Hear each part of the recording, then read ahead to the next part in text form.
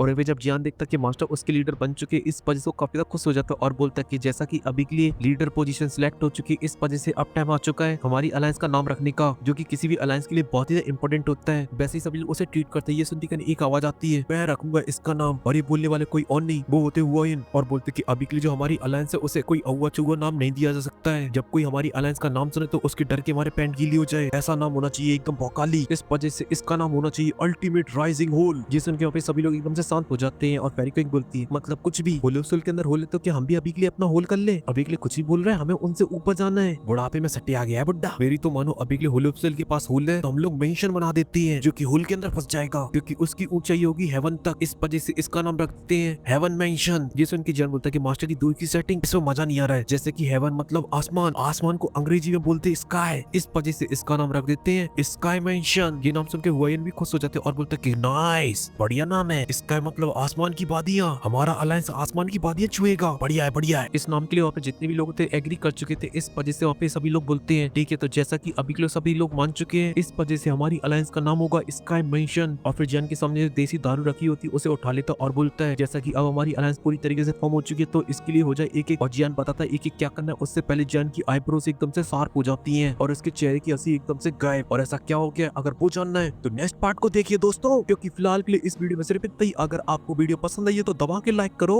और कुछ मत दबा देना, सिर्फ लाइक बटन दबाना है। और अगर आप मेरे प्यारे दुलारे इस चैनल को सपोर्ट करना चाहते हैं तो आप चैनल की मेंबरशिप ले सकते हो। मैं मिलता हूँ आपसे नेक्स्ट वीडियो में, तब तक के लिए मेरी तरफ से लाल पटाखा सभी के लिए।